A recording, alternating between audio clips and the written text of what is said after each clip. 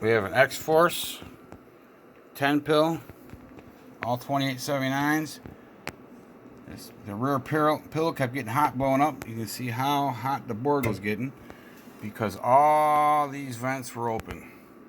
I had to close them all up. The cooling was not getting to the heatsink properly.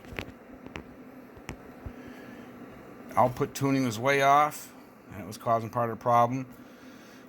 Input too. We just put temporary wires in there and fired up because he shipped it out as transformers. Using a C80 22290s, Cobra 29, 500 watt slug for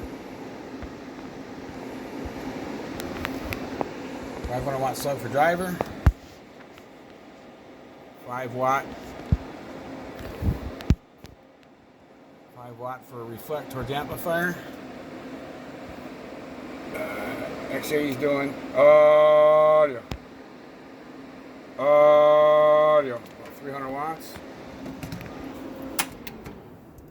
$2,500 watt slug and peak. Audio.